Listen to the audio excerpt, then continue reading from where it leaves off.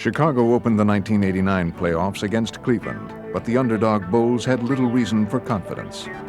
We had struggled toward the end of that season, and our expectations going into the playoffs weren't very high. And those doubts appeared justified, as Cleveland, with one of the league's best records, asserted their dominance. Lobs inside, stolen from Jordan by Harper. Harper comes into the forecourt, drives the lane, wham with the right hand. But the Cavs had one obstacle standing in their path: Michael Jordan. An obstacle that seemed to grow larger with every game, as Jordan was carving up the Cleveland defense. Under 2 minutes to go, the Cavs have a foul to give. Jordan on the drive, and the big basket, he'll go to the line for a three-point play. The Bulls had extended the series to a fifth and deciding game, but as the scene shifted back to Cleveland, it appeared their hopes of an upset would finally be snuffed out. The Cavs came out firing as they tried to put Chicago away for good. Harper on the left, backing it on Pippen, comes around the Doherty pick to the line, to the lane, to the basket, go! Facing a frenzied crowd and an inspired Cavs team, Jordan and the Bulls saw their season slipping away. But Michael took it upon himself to lead them back, almost single-handedly keeping his team in the game. It's going to be Michael Jordan against the Cavs in the second half. As the game entered its crucial stretch, Doug Collins watched his young superstar continue to dominate. Jordan was relentless, and it seemed there was little Cleveland could do to stop him.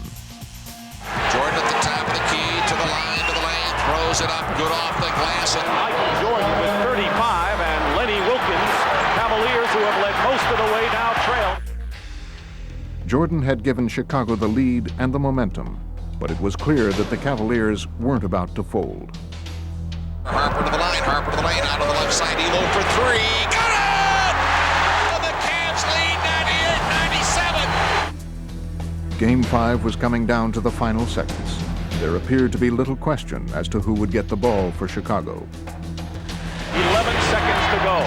In the middle of the floor, Jordan has it. And Jordan puts up a jumper and hits with 6 seconds to go. The game had developed into a seesaw battle, with 6 lead changes in the final 3 minutes. And now it was Cleveland's turn to respond, as they tried finally to deliver the knockout blow. 6 seconds left. Elo looks. Elo into Nance. Back to Elo. He drives. He scores! Elo drove it right down the wing and scores! 199 with 3 seconds to play. Right at the end, Cleveland kind of looked at us on the bench like, okay, you guys are done. The Cavs were just 3 seconds away from eliminating the upstart Bulls and advancing to the next round. But those 3 seconds would have an impact for years to come. It would be a defining moment, not only for Jordan, but for the Chicago and Cleveland franchises. And it all came down to one shot. The inbounds pass comes into Jordan. Here's Michael at the foul line. A shot on Elo. Good! The Bulls win it! They win it! It's funny how when your backs are a little bit to the wall, that all comes down to a 5-game series. In that case, comes down to the last second shot, and how much it elevated our morale as a team. When Michael was able to hit this miraculous shot with Craig Elo all over him, that was big. That was really big. That really propelled us to another level. When he hit that shot, I mean, he's jumped high many times, but he jumped higher. And in fairness, Doug Collins went roaring by out on the floor and hugged him. And I swear he put a dagger in the Cleveland franchise, not just in that team, but that team never could find a way to beat Michael Jordan.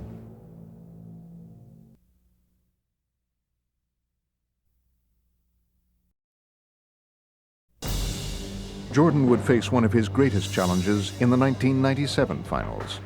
With the series against Utah tied at 2 games apiece, Michael had more to overcome than just the Jazz. Now the big story here tonight concerning Michael Jordan's physical conditions. He is suffering from flu-like symptoms. His status is uncertain. The bad news for the Bulls, the stomach virus that has hit Michael Jordan, and you wonder just how much, how long, and how hard he'll be able to go. In his weakened condition, Jordan was up against league MVP Karl Malone, the confident Jazz, and the raucous crowd in Utah. I don't know if Michael can carry the Bulls on the road against the Jazz.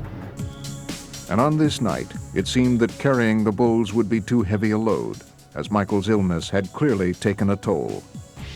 Meanwhile, Utah was only growing stronger. Having won games 3 and 4, the Jazz continued their surge. Exploding out of the gate, they raced to a 16-point lead in the second quarter. Stockton looking, whipped inside. Malone goes up, it counts, and a foul. Everything clicking right now for Utah. In this pivotal contest, all signs were pointing to a Utah victory that would put them in command of the series. But while Jordan was still drained, he was finding the strength to persevere, and through sheer determination, he would keep Chicago in the game. MJ against Russell to the free throw line. Hangs in the air, jumper good. Tough shot. Nothing but net for Michael. Bad pass, lost the handle. Here's Jordan, comes down on Hornacek, goes to the glass. Driving layup for Michael. Throughout his career, Michael Jordan had delivered many brilliant performances, but he had never been more courageous than in this crucial game. Though his stomach was ravaged by flu, he was displaying enormous heart as he continued to lead the Bulls' comeback. A heroic performance by Michael Jordan. But battling his illness and the Jazz proved to be an exhausting task for Jordan. And each time he faltered, Utah was ready to take full advantage. Russell's open on Bushler. Slam! Oh! A big-time slam. Utah will take a lead in intermission. But while the Bulls still trailed, Jordan would grow even more determined in the second half. Really, in between every possession, when there was a dead ball, you could just see it on his face how drained he was. But then when the play would start, he'd summon something from within. Here's Jordan. Jordan looks in over Russell, faces the basket, keeps it. 7 on the shot, over the top of him, yes! Michael Jordan continues to blaze away, illness or not. What a play by Michael Jordan. For all of Michael's heroics, Chicago was still facing an uphill battle as the Jazz seemed to have an answer for every Bull run. Bad pass, knocked away, but Malone runs it down with a good hustle. Anderson baseline, a slam. But each time Utah threatened to pull away, the ailing Jordan would rise to the challenge, and throughout the second half, he kept the Bulls within striking distance. Shot clock at 7. Jordan shooting, yes. Michael just laboring to get back to that defensive end, just trying to get to the finish line. Still, Karl Malone was carrying the Jazz down the stretch, and the question remained, would Michael have enough strength to lift Chicago to victory? Sweat just pouring off Michael Jordan. No time to rest now. Here is Jordan, outside. Chicago down 3.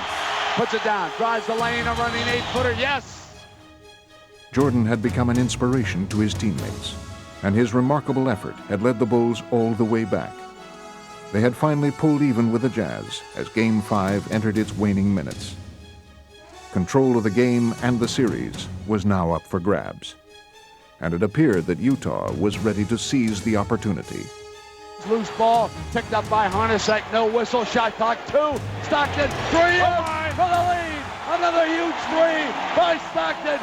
With little left to draw upon but his will, Michael would try to make one final push. The score was tied with less than a minute left to play, and Jordan was the focus of attention. Could he deliver yet again? And all eyes here are going to be on Michael Jordan. On top, Pippen wants it, wants to go on Hornacek, demanded the ball, back Michael, open 3, yes!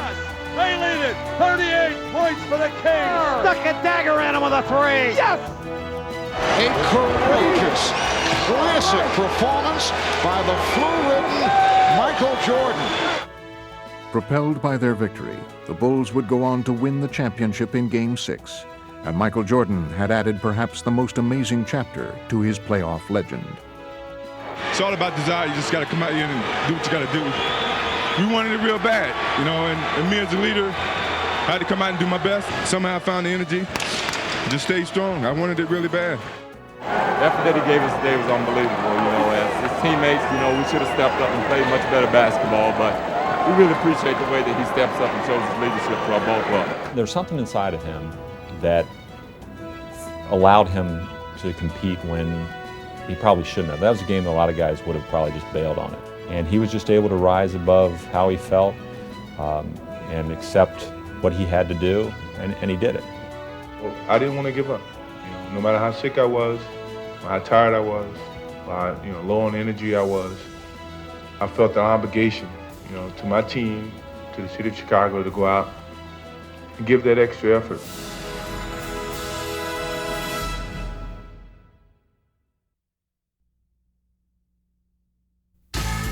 In 1995, Jordan's comeback became the season's marquee attraction in New York as the Bulls paid a visit to the Knicks.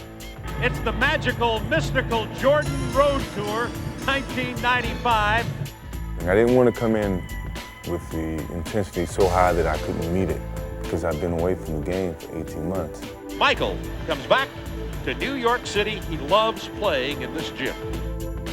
And as he made his return to the Garden, Michael found a familiar foe was waiting for him. Prior to his premature retirement, nobody guarded Michael Jordan straight up better than John Starks. Now Starks would have another chance to display his defense against Jordan.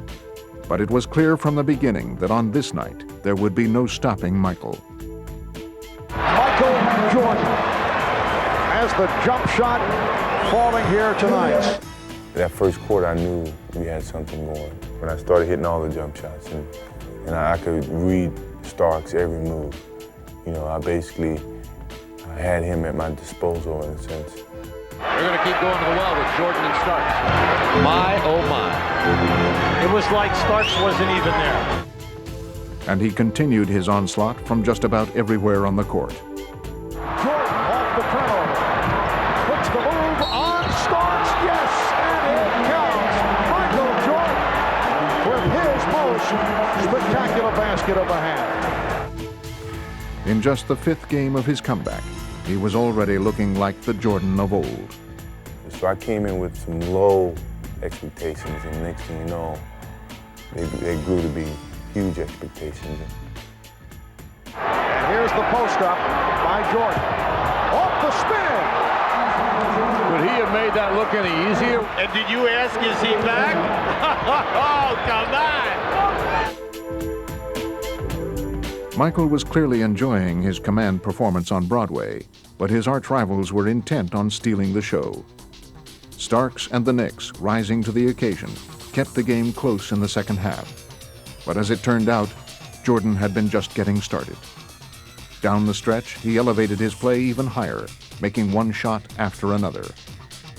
Michael Jordan with 49 points as this third quarter winds down. And Michael Jordan with 51 points. That's the record of the most points scored against the Knicks at Madison Square Garden. 53 points for Michael Jordan. Jordan working on Starks. Got him in the air. Michael Jordan has 55. He had to work for that. With the score tied in the final seconds, the Knicks had no doubts as to who would get the call for Chicago. Jordan had 55 points already, and New York crafted their strategy to stop him on the final play. But Michael had always possessed a keen sense of drama, and in this, his return to center stage, he gave the audience a surprise ending. Michael finds the open man. Wellington with a jam. 3.1 remaining. Timeout, New York. That was outstanding. But even Jordan had to admit that the game's finish was not exactly what he had had in mind. I'd be lying if I said I came out to pass the ball.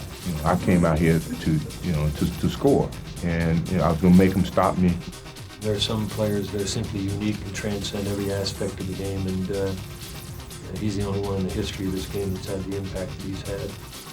He got it started the other night against Atlanta, and he just sort of building up to New York.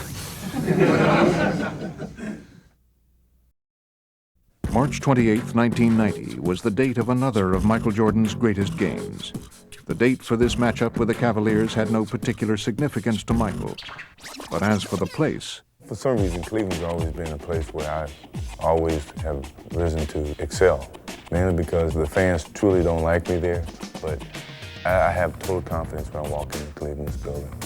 And that confidence was fully in evidence that night, as was every facet of his game.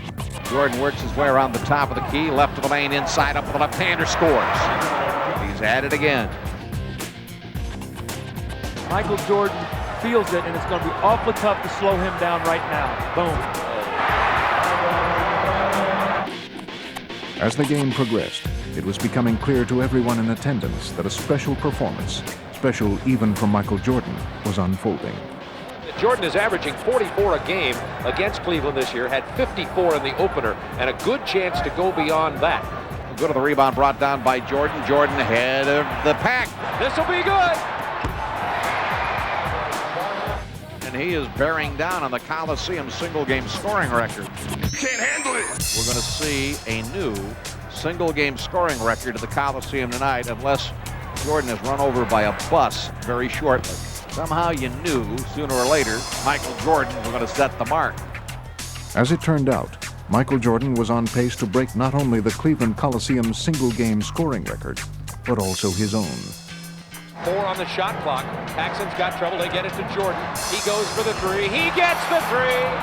Oh my! Michael Jordan has 54 points. That's what he totaled in the Bulls' first game with the Cavs that season. But he soon left that milestone far behind. Jordan around a Cartwright pick. On the right wing, his jumper beauty. 60 points for Michael Jordan. He can make it look easy, but when you sit and think about it, he made so many difficult shots. Jordan from 13. Jordan has 63, matching his career high. Jordan sealed the win and reached a new career high. Turn out the lights. That's 69 for Jordan. Cleveland is absolutely shell-shocked right now. They can't believe that Michael Jordan can continue to do this to him.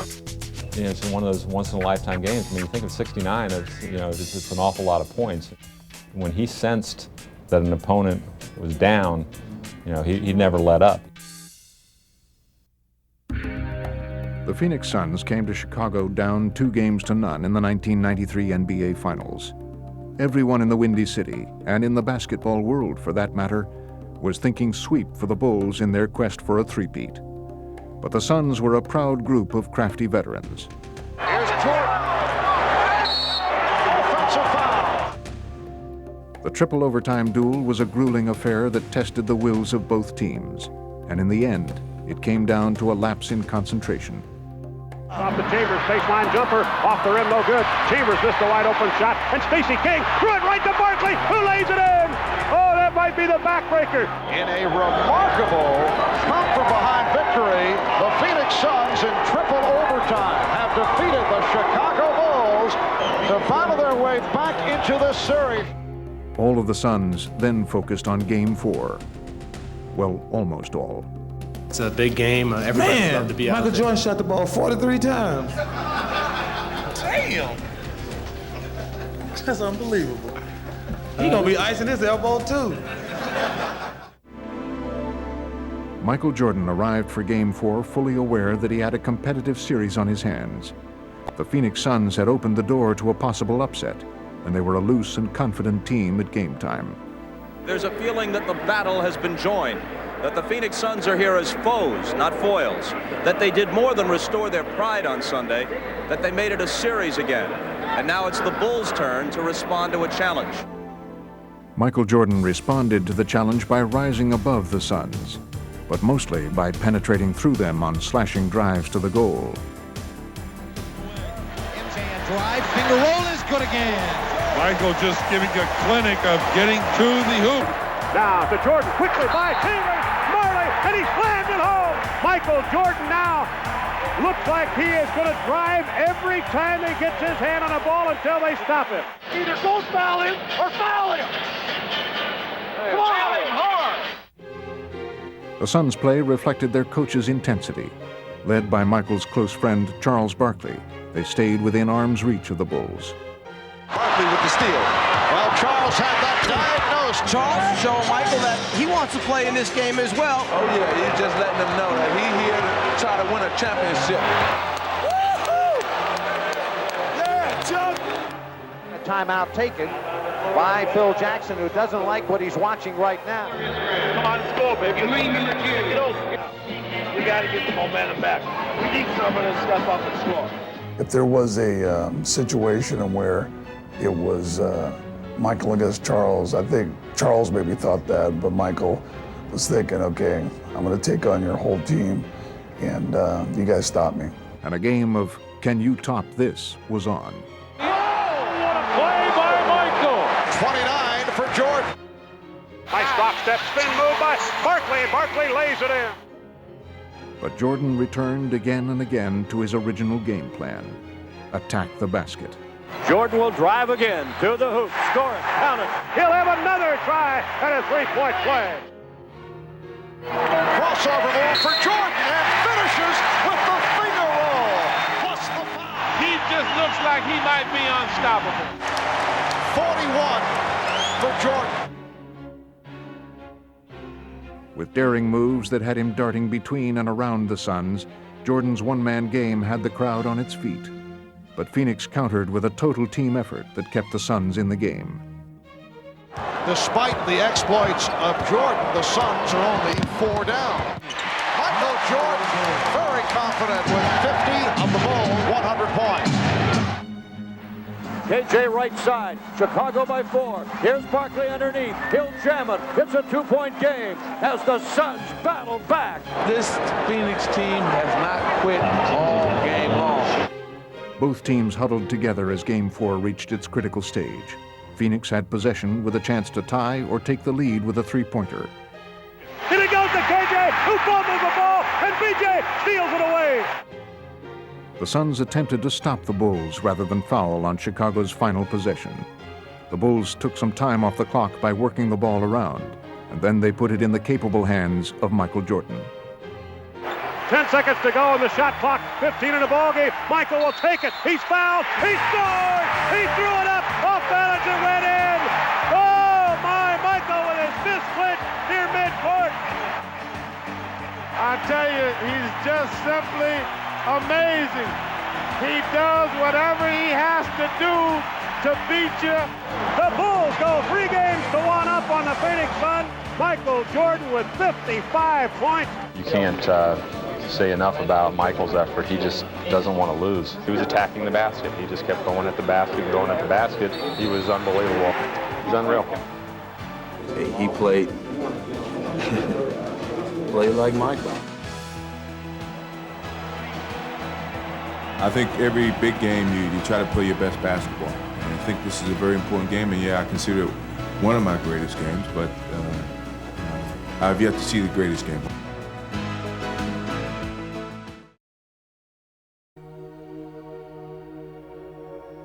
The mountains of Salt Lake City, Utah, framed the setting as Michael Jordan stepped on the floor in a Bulls uniform for the last time in Game 6 of the 1998 NBA Finals, striving once again to reach basketball's mountaintop. In Michael's mind, he knew when that series began, it was going to be his final dance as an NBA player. The Jazz respected Jordan, and they had earned his respect by taking 2 games in the finals. In the early going of Game 6, an awkward play improved Utah's chances to even the series. Bob, I think Scottie Pippen pulled his back out on that dunk shot. There's an obvious truth. Pippen's back is bothering him. Pippen walked gingerly to the locker room. The Jazz took advantage and the early lead.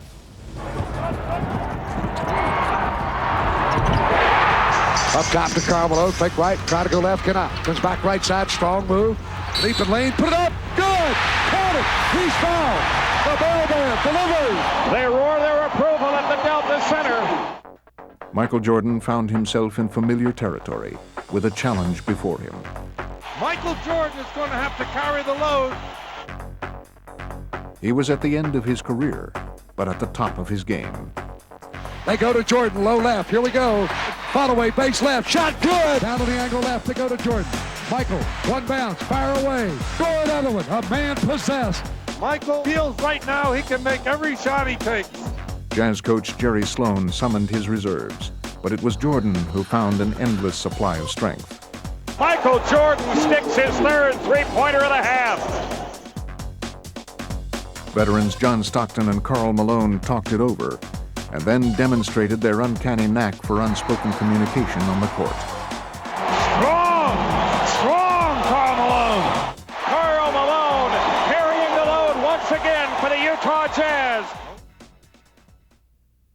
The second half began with an exchange of smiles by a couple of superstars, who then exchanged blows on the floor as the game's momentum shifted with nearly every shot.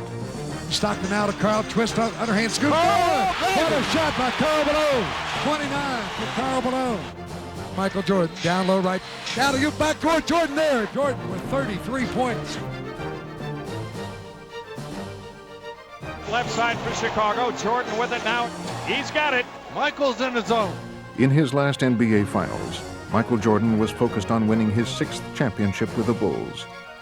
But a hunger also burned deep within the Jazz, who were determined to win their first NBA title. Now back to the mailman. Karl base left. 12-footer. The mailman delivers.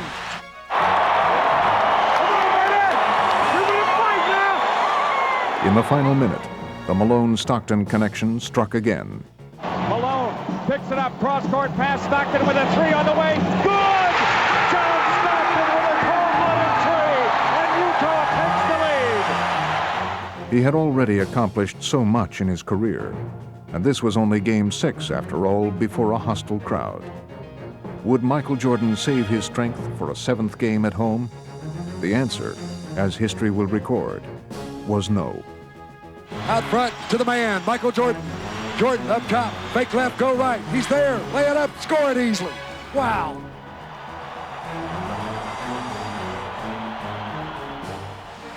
Stockton inside of Karl Malone, they double it. Jordan knocks it away from him.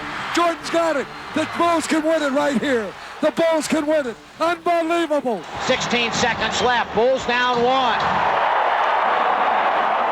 Michael against Russell. 12 seconds. 11, 10. Jordan a drive. Hangs. Fires. Yes! Scores! He scores! The Bulls lead 87-86 with 5 2/10 left. And now they're one stop away. Oh my goodness. Russell comes into Stockton. Stockton 4 seconds. Stockton a three up out front. Rimming, no. Ball tipped away. Chicago is world champions once more. The Chicago Bulls have won their 6th NBA championship in the last 8 years.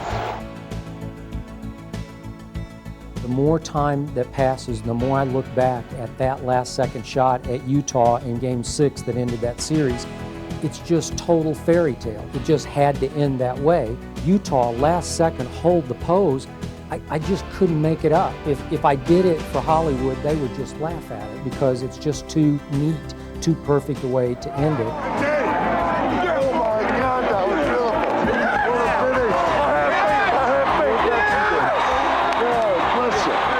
To the Chicago Bulls, the 1998 NBA champion, and a team for the ages.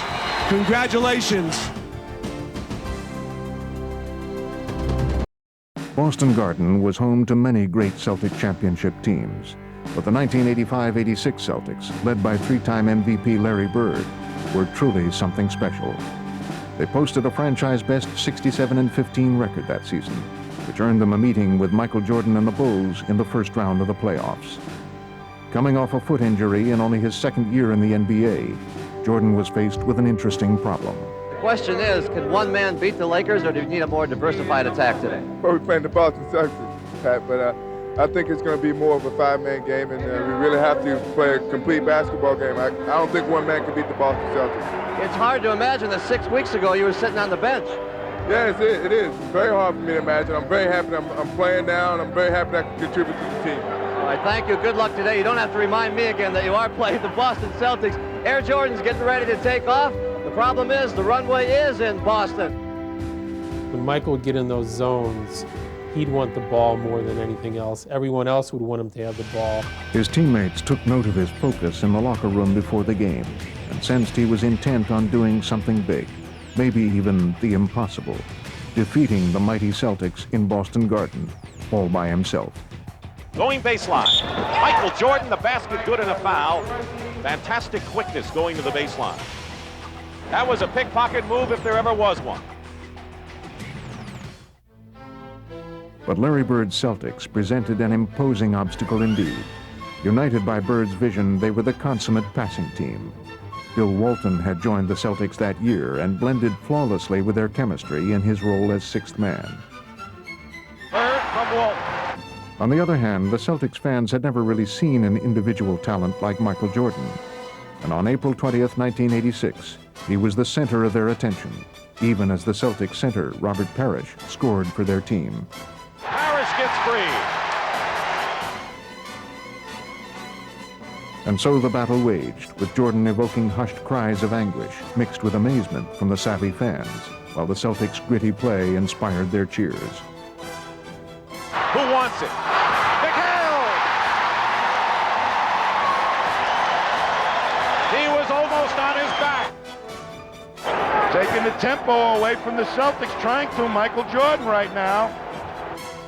What a great shot, and a basket and a foul. You talk about Bird's sheer determination. At certain points of a game, Michael Jordan has those same qualities.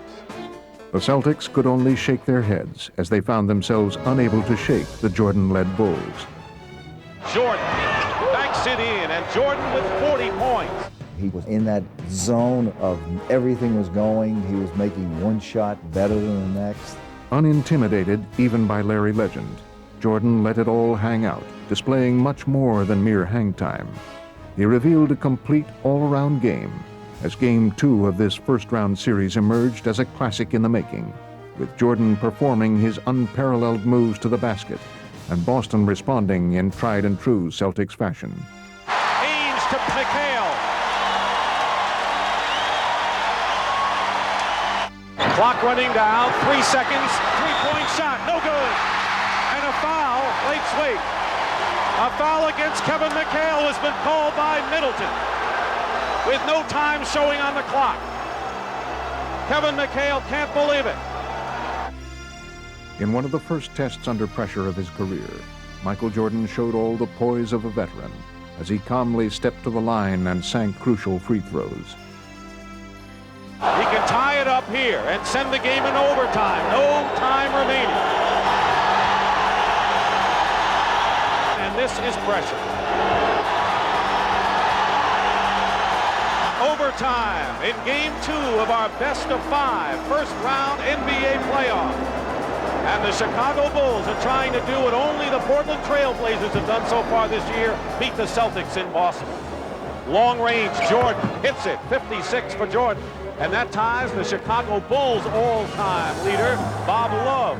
Jordan goes up with a shot and hits it, and has 61 points to tie Elgin Baylor's all-time single-game playoff record that he established against these Celtics. Jordan ties the game. Oh, boy. 63 points, and you're looking at an all-time record. Oh, boy. Michael Jordan. After that, it took him from a star to a superstar to eventually the biggest superstar in basketball history. In the end, the Celtics prevailed, and they would go on to win the series in 3 games. But from that day forward, the history of Boston Garden would include not only the many championships of Celtic teams past, but also the remarkable playoff performance of a young Chicago Bull named Michael Jordan.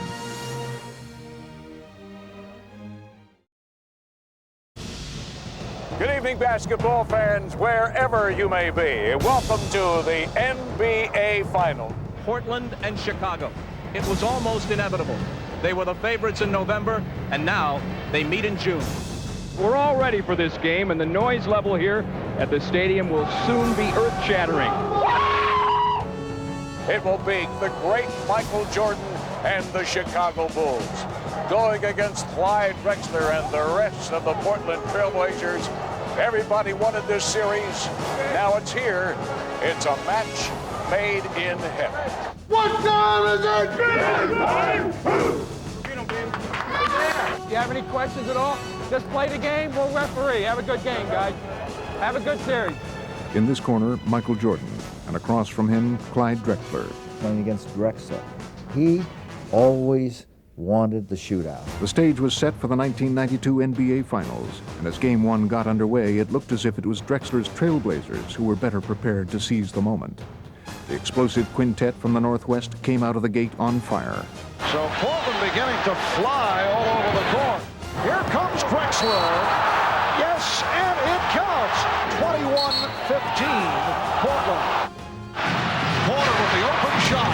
And the Blazers have hit their first 7 field goal attempts. You haven't got in rhythm yet for offense. You got to keep pushing to find your rhythm. What was to unfold from that point on was one of Michael Jordan's greatest games, and it would qualify as such before the first half was through. Jordan with the steal, eluding Ainge. Yes. Don't hold, Clyde. Let's go, babe. Now Jordan posting up. Goes to the fadeaway. Through the foul. It counts. Jordan eluding Robinson. Yes. Come on, let's go now. Come on, we need a spurt here. We got to defend them. Let's go. We got to get back and defend them. We got to get good shots out here. Did Clyde Drexler feel the momentum shift? If so, it was barely perceptible as the second quarter began. The Bulls had taken only a 3-point lead, but Michael Jordan had begun to feel the offensive rhythm his coach had sought, and Drexler was determined to throw it off. Lost the dribble off his foot. 3-on-2 for the Blazers. Drexler all the way. Jordan was unconcerned. He had found his rhythm and his touch. But what would transpire over the next 10 minutes of play was noteworthy not only for the accuracy of Jordan's shots, but also for their range. Three-pointers had never been the hallmark of his game, but the opportunities were there, and he seized them. Jordan for 3. There's Pippen setting up Jordan, wide open for another 3. Said to Phil, do you see what's happening? And he said, yeah. We couldn't believe it. Boy, when you're hot, and when you're not, you're not. And that young fella is hot. I remember being on the floor during that half and a couple times catching the ball well beyond the three-point line and looking to the weak side and seeing Michael there and just throwing it to him, and it was, it just was an instinct. You just tell you knew they were going in that night. Pippen, 2 men to beat, drives for the basket with the left. Follow Michael Jordan! Jordan with his magic carpet threw it down. He's everywhere. He's everywhere. The crowd is in a frenzy here. It was a night that was memorable. I mean, not just because he made the threes, but because he kept taking, and the opportunity for him to kind of try to finish Portland off early in the game, which is something that Michael loved. 3-pointers from Jordan. What in the world is going on? And Jordan fired another three. Oh, no! I don't believe it. That is an NBA Finals record. 5 3-pointers in a half. Here's Jordan for 3. Yes! Did you see that look? I remember looking over to the NBC table after he'd made maybe his 5th or 6th in the first half and kind of shrugging his shoulders. Because even Michael, as great as he was, knew that was something special.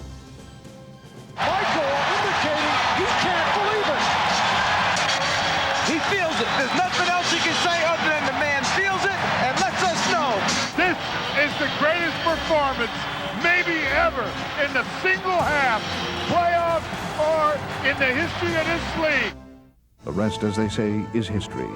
The Chicago Bulls went on to defeat the Trailblazers handily in Game 1, and then went on to win the 1992 NBA championship. And on the way, the legend of Michael Jordan grew. It now was measurable by distance as well as by hang time. He had long defied gravity. In this game, he showed he could defy logic as well. What a start for the defending world champions of the NBA.